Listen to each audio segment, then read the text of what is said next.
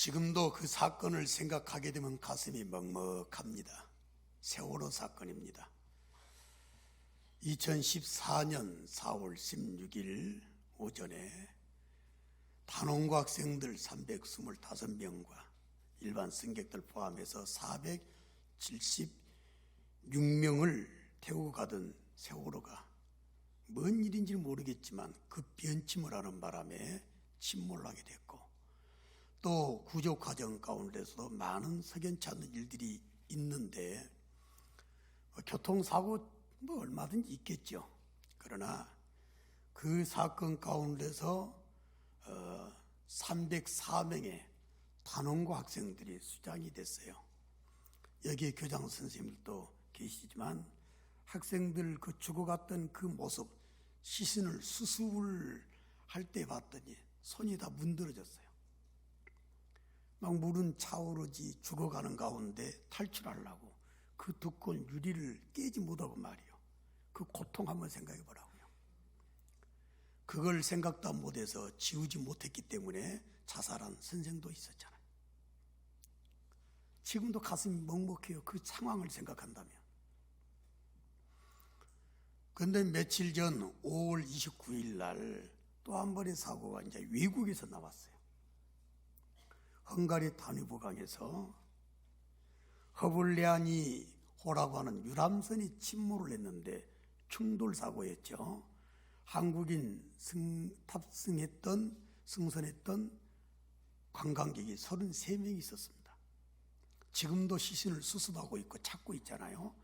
실종자가 몇 명 안 남았는데, 지난 6월 11일 날 뉴스를 제가 보게 됐는데요. 6월 11일 날 헝가리 잠수부가 이제 인양된 유람선, 깔아앉은 유람선을 끌어올렸잖아요. 그리고 그 안에 시신들을 이제 수습하려고 이제 좁은 공간이잖아요. 배가 작으니까 들어가 봤던 시신 몇 구가 있어서 한국 사람 시신을 수습을 했어요. 근데 그때 헝가리 잠수부들이 깜짝 놀라 시신을 보게 된 겁니다. 이게 너무 가슴이 먹먹한 거예요. 제가 일본에 우리 북일 노인대학 어르신들을 데리고 졸업여행을 가서 이 뉴스를 보고 펑펑 울었습니다. 그리고 그 자리에서 울면서 설교를 준다는 게 오늘 이 설교예요. 그 자리에서. 너무 가슴이 먹먹한 거예요. 그 헝가리 잠수부들이 봤던 시신은 50대 여인과 6살 된 여자 어린이였습니다. 나중에 알고 봤더니 외할머니와 외손녀의 관계예요. 시신을 딱 수습을 한 거 봤더니 외할머니가 50대 되는 외할머니가 외손녀를 끌어안고 죽어 있습니다. 근데 죽어 있는 가운데에서 뭐 끌어안았다 할지라도 풀 수 있잖아요. 그건 잠수부들이 아무리 시신을 뛰어놀라고 해도 안 떨어지는 거예요. 그래서 할 수 없이 그냥 끌어안아 있는 채로 외할머니 시신하고 외손녀 시신을 운반을 했다라고 하는 뉴스였습니다.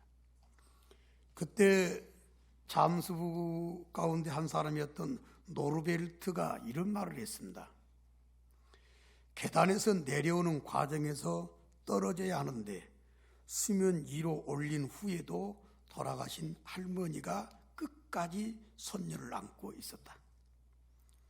마지막 순간에 할머니가 손녀를 너무 꽉 끌어안았기 때문에 경직이 안 풀렸을 것이다. 발견 장소 주변의 책상, 냉장고 등 집기들이 물이 역류하면서 할머니와 부딪혔을 것인데, 그럼에도 불구하고 둘의 결석이 풀리지 않았다. 직접 시신을 거뒀던 잠수부 노르베르트의 말이 뉴스에 그대로 또 올라와 있었습니다. 얼마나 끌어안았으면 장정들이 아무리 떼려고 해도 뗄 수가 없었을까? 상상이 됩니까? 또 7초 만에 깔아앉아서 7초 만에 물이 들어와. 여러분 물 마셔서 정신 잃어본 적 혹시 없나요? 저는 물을 좋아하고 수영을 하다 보니까 저는 거친 데서 수영을 좀 배웠습니다. 그러다 보니까 그런 경우들이 많았어요. 물 들어가 봐요. 코가 매우고 물 딱 들어가게 되면 정신이 없어요. 7초 만에 물이 밀려들어서 배가 꼬르륵 가라앉고 말았는데 그 상황 가운데서 외손녀를 끌어안고 죽었다. 끝까지 안 났다. 냉장고가 쳤을 것이고 다른 책상이 쳤을 것이고 기구들이 때렸을 것이고 물이 차올라서 숨도 못 쉬고 죽어가는 그 상황 가운데 어떻게 안 났냐 이 말이야. 어떻게 왜 안 났을까? 제가 아무리 제 손주들을 사랑한다 할지라도 그런 상황이 돼도 내가 과연 안 놓을 수 있을까? 저는 자신 없을 것 같아요. 아니, 그럴 정신이 없을 것 같아요. 그러나 이 외할머니는 외손녀를 끝까지 끌어안고 죽었고 나중에 발견돼서 시체를 떼놓으려고 떨어지지 않는 그런 상황이 됐던 걸 생각한다면 이거는 진짜 상상을 초월할 수밖에 없는 사랑이구나.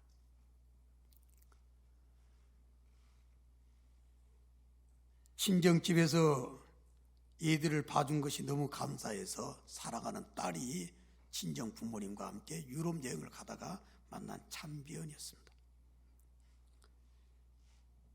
저는 이 장면을 한번 생각을 해봤습니다. 그 뉴스를 보면서 얼른 떠올랐던 생각이 있어요.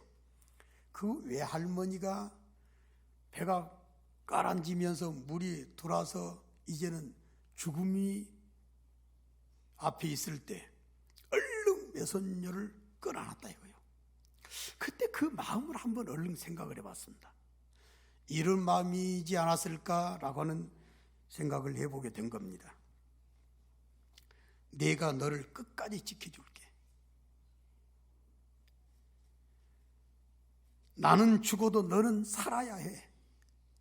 아마 품에 안고 물을 못 마시게 만들기 위해서 끌어안지 않았을까? 절대 안 놓은 배경도 그것이 아니었을까? 자, 너는 물 마시지 마. 나는 죽어도 너는 살아야 해. 내가 너를 끝까지 책임져 줄게.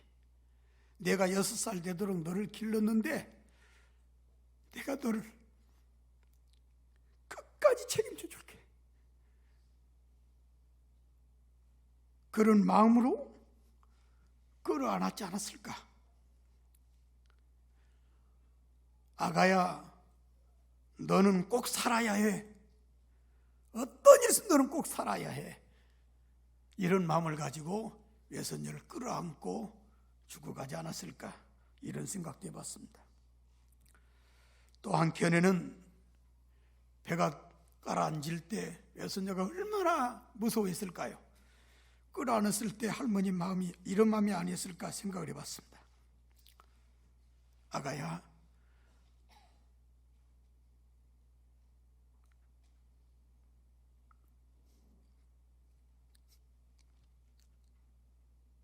무서워하지 마라. 내가 있다.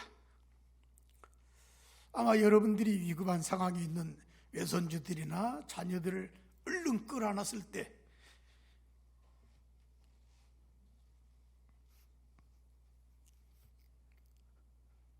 똑같은 마음이 되지 않을까 생각합니다. 저는 이 뉴스를 보면서 이 외할머니의 사랑은 상상을 초월했구나. 도저히 있을 수가 없는 그런 상황이었다 그 말입니다. 그러나 그 사랑을 보여주고 그 죽음의 모습을 세상 모든 사람들한테 보여주는 가운데 세상 모든 사람들의 마음을 먹먹하게 만들었고 이걸 전해준 참수부들이 또 충격을 받은 거예요. 이런 일이 어떻게 있을 수가 있느냐. 어떻게 이런 상황에서 끌어안고 같이 죽었는데 뜰려 뛸 수 없는 이렇게까지 상황이 될 수가 있냐. 잠수부들도 의아했단 말이에요. 이 뉴스가 전 세계로 타진될 때 많은 사람들의 마음을 먹먹하게 만들었다. 그런데 저는 왜 이 사실을 접하고 나서 어르신들 다 이제 잠재워드리고 숙소에서 이것을 바라보면서 펑펑 울지 않을 수 없었냐면 어쩌면 하나님의 사랑과 똑같냐 이거예요. 하나님께서 우리한테 보여준 사랑하고 전혀 다름이 없는 그 사랑을 실제로 보여준 외할머니구나. 그 하나님의 사랑이 느껴지는 거예요. 옛날에 만났던 살아계신 하나님의 그 크신 사랑이 다시 한번 오버랩이 된 거예요. 그래, 하나님의 사랑은 똑같다. 하나님께서 우리를 사랑하시기 때문에 보여주신 모습하고 어쩌면 그렇게 흡사할까 생각하면서 얼른 떠올랐던 말씀들을 적어놔 봤습니다. 로마서 8장 35절 말씀 보니까 누가 우리를 그리스도의 사랑에서 끊으리요? 환난이나 공고나 박해나 기근이나 적신이나 위험이나 칼이랴. 절대 하나님의 사랑에서 그 어떤 것도 끊을 수 없다 라고 말씀해 주신 줄로 믿습니다. 할머니가 꼭 그거예요. 물, 가구들, 고통,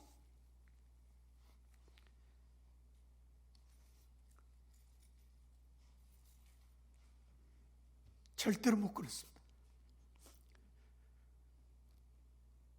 우리가 받은 사랑이 그거예요. 마귀가 벨스럽게 우리와 하나님 사이를 틀거른하게 만들고 떨어지게 만들고 끊어지게 만들려고 한다 할지라도, 그래서 적신 갖다 주고 환난 갖다 주고 곤고 갖다 주고 또 여러 가지 모든 핍박도 갖다 주고 위험도 갖다 주고 칼도 갖다 주지만 그 어떤 것도 하나님은 우리를 사랑하는 것에 대해서 끊어질 수가 없었다라고 하는 것. 이게 하나님의 사랑인 줄로 믿습니다. 그 외할머니 사랑, 하나님의 사랑과 어쩌면 똑같을까 생각했습니다. 요한복음 15장 13절이 떠올랐습니다. 사람이 친구를 위하여 자기 목숨을 버리면 이보다 더 큰 사랑이 없다고 그랬는데, 외할머니라 외손녀는 결국은 죽었습니다. 그러나 외할머니 생각은 이런 생각이었을 것입니다. 나는 죽어도 저 손녀는 살려야 돼. 그러나 결국 둘이 죽었죠. 우리 하나님께서도 이 땅에 오신 이유가 있습니다. 친구된 저와 여러분들을 살리기 위해서 목숨을 버린 줄로 믿습니다. 그분이 예수님이세요. 그게 하나님의 사랑이다 그 말이에요.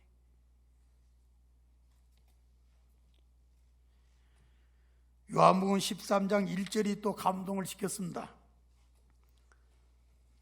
6월절 전에 예수께서 자기가 세상을 떠나 아버지께로 돌아가실 때가 이른 줄 아시고 세상에 있는 자기 사람을 사랑하시되, 따라합시다, 끝까지 사랑하시니라. 예수님이 그러셨다고 합니다. 예수님께서 십자가에 죽으시고 난 다음에 부활하시고 40일 동안 계시고 많은 사람들에게 부활을 확정시켜주고 모든 사역을 내려놓으시게 됐고 이제 승천하실 날이 다가오게 됐다. 그런데 예수님께서 마지막이라고 해서 그냥 흐지부지 하신 것이 아니라 자기 때가 얼마 남지 아니하고 이제는 다시 하나님께로 돌아갈 때가 얼마 남지 않은 걸 아시고 자기 사람들을, 하나님이 허락해 주신 택함 받은 하나님의 자녀들을 사랑하시되, 한 번 더 합시다, 끝까지 사랑하시니라. 이 사랑이 떠올랐어요. 만약에 이 사랑이 아니라면 우리는 버림받을 수도 있다고 말이에요. 목사가, 장로가, 집사가, 권사가, 아니면 여러 모든 성도들의 삶 가운데 어찌 하나님 마음에 쏙 드는 일만 했다고 자부심을 가질 수 있는 사람이 몇 사람이나 있겠어요. 그러나 안 버렸었습니다. 끝까지 사랑하시는 주님, 이게 얼마나 하나님의 사랑이 큰지를 우리에게 보여줬는데, 그 외할머니를 바라볼 때 외할머니가 끝까지 사랑했다. 내가 만약에 내 손주들과 그런 상황이 있다면 나는 과연 그렇게 할 수 있을까? 내가 만약에 우리 성도들과 관계 가운데 그런 모습이 있다고 그러면 끝까지 사랑할 수 있을까? 그래서 하나님의 사랑이 더 뚜렷하게 다가오지 않을 수 없었던 순간이었기 때문에 오해하지 않을 수가 없었다 고백을 한 겁니다. 결정적인 하나님의 사랑을 또 볼 수가 있었습니다. 마태복음 28장 20절 말씀을 보게 되면 내가 너희에게 분부한 모든 것을 가르쳐 지키게 하라. 볼지어다 내가 세상 끝날까지, 세상이 망하는 그 순간까지, 세상의 모든 일월성신이 사라지는 그 순간까지 이런 약속을 해주셨습니다. 너희와 항상 함께 있으리라. 지금도 나와 함께하고 계신 줄로 믿습니다. 어떤 상황에 따라하는 것이 아니요. 나는 왜 또 이것이 슬펐냐면, 만약에 그런 상황이 됐다면 나 살고자 먼저 유리창 깨고 나온다든지, 나는 수영을 할 줄 알기 때문에 나 혼자 박차고 나와서 물속을 끼어서 잠수해가지고 튀어나오지 않았을까? 내가 과연 그 사랑하는 자녀를 위해서 끝까지 떠나지 아니하고 그 자리를 지킬 수 있었을까? 나중에 인양해 놓고 봤더니 선장은 선장실에서 죽어있는 시신으로 발견됐어요. 선장도 끝까지 함께 했어요. 세월호 선장과는 달라요. 이게 어렵다 그 말이에요. 하나님이 내게 보여준 사랑, 하나님이 우리에게 보여주는 이 사랑은 끝까지 함께 하신 사랑이었는데 우리는 그 사랑을 지금 받았는데도 모르고 있다 말이에요. 외손녀가 살았더라면 어떻게 할머니를 생각했을까를 생각해 봤습니다. 그러나 안타깝게도 두 사람은 함께 죽었어요. 그러나 저와 여러분 지금 살았잖아요. 하나님께서 우리에게 주신 사랑도 상상을 초월한 사랑인데 그 사랑 때문에 저와 여러분들이 분명히 이렇게 살아있는 줄로 믿습니다. 알고 계시나요? 자, 여기서 오늘 말씀을 적용을 했습니다. 상상을 초월한 하나님의 사랑을 받은 우리이기 때문에, 나기 때문에 우리는 이런 모습을 당연히 보여야 하는 게 정상이구나 생각했던 거예요. 첫째는 상상을 초월한 하나님께서 십자가를 통해서 보여주신 사랑에 대한 보답을 하자요. 보답. 저는 인격적으로 예수를 만나고 난 다음에 시편 116편 12절이 제 개인의 말씀이 되었다고 여러분들의 수차례 말씀을 드립니다. 여호와께서 내게 주신 은혜를 무엇으로 보답할까? 자, 여러분들 보답이 아니 나오겠냐 그 말이에요. 오늘 이 예배 가운데 여러분들이 하나님께 올려드리는 모습을 한번 생각해 보라고요. 오늘 이 날은 주의 날이지 개인적인 사적인 날이 아니에요. 자, 주의 날, 예배, 하나님이 내게 맡겨진 여러 가지 모든 일을 하는 사역자들, 우리 찬양대원들, 교사들, 지역장들, 지구장들, 또 당회원들, 그리고 목사들, 하나님께 내게 맡겨진 사역, 예배, 여러 가지 모든 것, 자, 하나님께 보답한다라고 한다면 얼마나 아름다운 모습이 나올까? 그것은 절대로 그 누구도 막을 수 없는 모습이 나오게 될 줄로 믿습니다. 제가 내일부터 집회를 가게 되는데 참 이 집회는 기다려져요. 제가 첫 목회했던 교회에 초청을 받아 집회를 갑니다. 설레요. 근데 내가 첫 목회했던 우리 곽금덕 집사님의 모교회 고향교회인데 잊혀지는 한 분이 계셔요. 장로님 부인 되십니다. 장로님 돌아가셨습니다마는 그 집사님은 권사님이 돼서 다른 지역에서 생존하고 계신다는 말씀을 들었는데 이름도 잊혀지질 않아요. 언젠가 비바람이 몰아쳤어요. 태풍도 그렇게 무서운 태풍이 없었어. 아무도 올 수가 없었어요. 집사람도 사택에서 예배당을 못 왔어요. 저 혼자 길을 쓰고 나갔어요. 아무도 안 오겠거니 생각을 했습니다. 근데 혼자 기도하고 있는데 덜컥 뭐가 열려요. 한참 지나니까 세상에 봤더니 나는 무슨 귀신이 들어온 줄 알았어. 멀거리 처참하게 된 여자 모임 들어왔는데 가만히 봤더니 누구요? 봤더니 장로님 부인인 거예요. 산을 하나 넘어와야 돼요. 고개를 하나 넘어와야 된다. 짐작이 가죠. 그 가녀린 여자의 몸매가 어떻게 그 바람을 버틸 수 있겠어요? 넘어지고 또 넘어지고 또 넘어지는 가운데 예배당가 찾아왔단 말이에요. 이게 보답이요. 여러분들 주의 날 지키기가 얼마나 어려운지 다 알고 계시잖아요. 그러나 왜 지킨 줄 아세요? 하나님의 상상할 수 없는 사랑을 우리가 받았기 때문에 그 사랑에 대한 보답의 마음이 있어서 오늘 내가 주님 만나러 갑니다. 오늘 내가 주의 날을 아름답고 은혜롭게 그리고 거룩되게 지키기를 원합니다. 내가 이것으로라도 보답이 되기를 원합니다. 이런 마음으로 나오신 거 아니에요? 그들의 예배가, 그들의 찬양이, 그들의 주를 위한 모습이 달라지지 않겠냐 이 말입니다. 이게 보답이에요, 보답. 우리 다 같이 한번 두 손 들어볼까요? 사랑합니다 나의 예수님, 사랑합니다 아주 많이. 그래서 나온 거예요. 사랑합니다 나의 예수님, 사랑합니다 그것뿐이에요. 사랑한다 아들아, 내가 너를 잘 아노라. 사랑한다 내 딸아, 내게 축복 더하노라. 할렐루야. 우리 고백 한번 합시다. 하나님, 예수님 사랑합니다. 그래서 예배하자고요. 그럼 예배가 근성이 되겠어요? 주일합시다. 또 하나님과 관계된 여러 가지 모든 일을 해나간다면 얼마나 그 아름다운 모습이 더 소중한 열매들을 만들어내겠냐 그 말이에요. 자, 우리는 보답하지 않을 수가 없을 것. 또 하나를 생각해 보게 됐습니다. 상상을 초월한 하나님의 사랑을, 그 외할머니가 보여주는 사랑을 그 손녀가 살았다면 어떻게 했을까? 말로만 하는 것이 아니라 행함으로 그 사랑을 보일 것이 아닐까 생각을 해보면서 세상과 이웃에게 상상을 초월한 하나님의 사랑을 행함으로 보이게 된다, 이 생각을 하게 됐습니다. 잘 들어봐요. 하나님 사랑한다고 아까 말했죠. 근데 그건 솔직히 못 믿어요.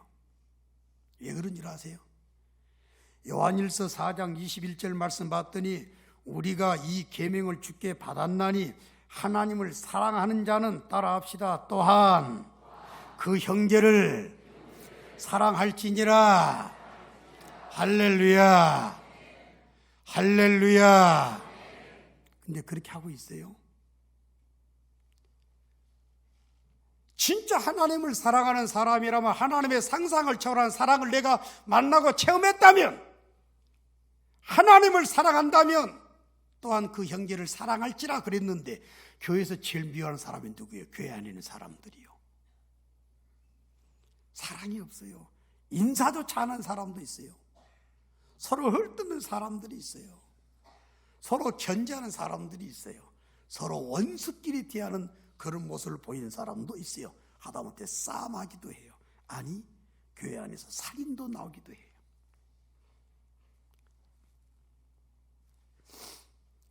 요한일서 3장 18절 말씀에 자녀들아 우리가 말과 혀로만 사랑하지 마라, 행함과 진실함을 하라 그랬어요. 진짜 상상을 초월한 하나님의 사랑을 내가 체험했고 만났다고 그러게 되면 우리는 세상과 이웃에게 문자 그대로 상상을 초월한 하나님의 사랑을 행함으로 보이지 않을 수 없다. 어제 저녁에 젊은 부부가 찾아왔었어요. 아기를 임신했어요. 결혼 5년 만에. 기도 좀 해달라고 그래서 왔어요. 태명을 말하는데 태명이 뭐냐면 예품이에요. 예품. 예품? 그 뭐 예수님의 품성이네? 내가 그랬더니 목사님 그게 아니고요, 우리 교회 표를 생각했어요. 그래요? 그래서 들어봤더니 예수 심장으로 이웃과 세계를 품자. 그래서 예하고 품, 예품. 이 아이가 앞으로 자라가지고 인재가 돼서 예수 심장 가지고 세상과 이웃을 품었으면 좋겠어요. 그 마음을 담았다는 거예요. 내가 얼마나 감동이 되는지 알 수 없습니다. 진짜 예수의 사람들은, 하나님을 만난 사람들은 하나님의 상상을 초월한 그 사랑을 만난 거예요. 자, 우리 예수 믿는다고 말해요. 그럼 그 사랑이 내게 실제로 있었는가 보라 그 말이에요. 정말 외할머니가 외손녀를 살리기 위해서 품에 끌어안고 너는 물 마시지 말아라, 나는 죽어도 너는 살아야 한다 라는 그런 마음을 가지고 사랑했던 그 할머니의 사랑이 하나님의 사랑을 어쩌면 그렇게 닮았나. 그 사랑을 진짜 내가 인식했다고 그러게 되면 우리는 이웃과 세상을 행함으로 하나님의 사랑을 보이지 않을 수가 없다.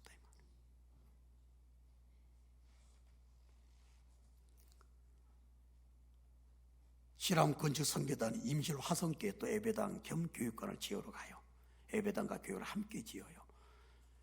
기초공사를 했다고 사진 보고서가 딱 올라왔어요. 저는 그 사진을 딱 바라보는 순간 이분들이 세상과 이웃에게 상상을 초월한 하나님의 사랑을 행함으로 보이신 분들이구나. 그 사진을 딱 보는 순간 가슴이 또 울컥해지지 않았어요. 그게 믿음이요. 왜 그렇게 무서워요? 왜 그렇게 냉랭해요? 세상 사람들이 고개를 돌리지 않을 수 없는 교회들의 영적 현실을 보게 된다면, 요새 정치가 매우 어지럽죠. 그런데 그 어지럽지 않은 데서도 교회가 일익을 담당하고 있어요. 교인들 입에서, 목회자들 입에서 나오는 그 말을 보게 되면 심장이 벌렁벌렁거려. 너무 썸짓한 거예요. 저건 아닌데. 진짜 내가 상상을 초월한 하나님의 사랑을 내가 받았다면 우리는 이웃과 세상 모든 사람들에게 하나님의 상상 초월한 사랑을 행함으로 보일 수 있다. 이런 교회가 되고 이런 성도들이 되시기를 주님의 이름으로 축원합니다. 할렐루야. 거기서 행복이 나오게, 행복. 날마다 감동이 연속이 되지 않을 수 없다라고 하는 거예요. 마지막 하나 더 생각해 보게 됐습니다. 그 무엇보다도 상상을 초월한 모습을 가지고 하나님을 사랑하지 않겠냐라고 하는 거예요. 하나님을 섬겨가는 그 모습이 얼마나 대단할까. 자, 마가복음 12장 30절을 얼른 떠올려 봤습니다. 그리고 오해하지 않을 수가 없었던 게, 하나님을 사랑하라 라고 말을 하면서 단순하게 하나님을 사랑해라 라고 접근하지 않았습니다. 우리에게 명령하지 않으셨어요. 이렇게 말씀하셨습니다. 너는 마음을 다해라, 목숨을 다해라, 힘을 다해라, 네 뜻을 다해라. 그렇게 하나님 사랑하라고 그랬어요. 자, 네 마음과 네 힘과 내 뜻을 다하고 목숨까지 다하고 하나님을 사랑해라. 근데 김희신 목사람은 돌아봤어요. 내가 과연 하나님을 이렇게 사랑하고 있나? 그 외할머니의 사랑에 비교하니까 너무나도 철학이 그지없었고, 하나님의 상상을 초월한 사랑을 생각하니까 내가 하나님을 사랑하는 것은 너무나 철학이 그지없었다라고 하는 거예요. 아브라함이라는 사람이 있었습니다. 100살 때 아들 하나, 어렵사리 얻었어요. 40대 얻은 것도 아니에요. 50대 얻은 것도 아니에요. 70대 얻은 것도 아니에요. 100살 때 얻은 아들이었습니다. 그 아들이 정확히 나이는 모르나 15세에서 17세 정도까지 자랐을 것이다 추측을 해요. 어느 날 갑자기 바치라는 거예요. 그래요? 나 하나님 사랑하니까 드려야지요 하고 모리아산에 가서 칼 들고 이삭을 죽이려고 했을 때 하나님께서 딱 잡잖아요. 그리고 하나님이 뭐라고 말씀하신 줄 아세요? 창세기 22장 12절 말씀 보니까 따라합시다. 이제야, 더 힘차게 해요. 이제야 네가 나를 경외하는 줄 아노라 그랬어요. 아노라. 자, 저와 여러분들이 하나님의 상상을 초월하는 사랑을 받은 사람들이 그것 때문에 살았잖아요. 지금 저도 살고 여러분도 살았잖아요. 저도 아마 하나님의 상상을 초월한 사랑이 아니었다면 이미 죽었을 수 있는 사람이었지만 하나님 나를 살려주셨어요. 그 나를 하나님을 얼마나 사랑하는가 생각해 보니까 그래도 최선 다한다고 하지만 턱에도 미치지 못하는, 턱도 없는 그런 내 모습을 발견하게 된 거예요. 오늘은 여러분들 앞에서 눈물 안 보이라고 작정을 했습니다. 어제 젊은 부부 앞에서 내가 한창 울고 설교를 원고를 쓰고 있는데 들어온 거예요. 눈이 부서가지고 미안하다, 나 울었다, 내일 설교할 거 생각하면서 울었다. 근데 큰일이다, 내일 안 울어야 될 텐데 어떻게 될까 모르겠다. 하나님의 사랑을 받았어요. 이 사랑이 나를 날마다 강권하는 거예요. 오늘 본문을 봤던 이 사랑을 보여주셨습니다. 어찌 이 사랑 앞에 우리가 감동되지 않을 수 있냐 그 말입니다. 다시 한번 이 본문을 새겨볼 필요가 있을 거예요. 예수님께서 이런 말씀했습니다. 나는 악한 목자가 아니다. 근데 김희신 목사, 너는 악한 목자냐? 들려지는 거예요. 장로님들도 정신 차려야 돼요. 왜냐? 목자기 때문에 그렇습니다. 여러분들도 마찬가지입니다. 내가 악한 성도인가 아니면 선한 성도가, 내가 악한 목자인가 선한 목자인가. 예수님 말씀하셨습니다. 나는 선한 목자다. 말만 선한 목자가 아니에요. 말만 선한 목사, 선한 장로, 선한 권속들이 아니라 예수님께서 말씀해 준 걸 실제로 적용할 필요가 있습니다. 나는 선한 목자다. 이유가 있다. 나는 내 양들을 위해서 분명히 15절 말씀에 따라합시다. 목숨을 버리노라. 이렇게 말씀하셨기 때문에 그렇습니다. 나는 양을 위해서 목숨을 버리노라고 하신 예수님의 사랑은 바로 상상을 초월한 사랑입니다. 이걸 저는 이번 주간에 우리 이름 모를 외할머니를 통해서 만나게 됐고, 이 아름다운 상상을 초월한 사랑을 보여준 하나님을 생각하게 됐습니다. 아무쪼록 선한 목자가 되셔가지고 여러분들을 살리시기 위해서 목숨을 버리신 주님의 그 사랑을 생각하는 가운데 날마다 하나님을 기쁘게 해드린다면, 실제로 하나님의 나라를 사랑하고 하나님의 영광을 위해서 살아간다면, 하나님께서 사랑하신 영혼들을 실제로 사랑한다면 하나님이 얼마나 기뻐하시겠어요. 이런 최고의 사랑을 보여주는 부귀리 가족 여러분들이 다 되시기를 예수님의 이름으로 축원합니다. 자리에서 일어나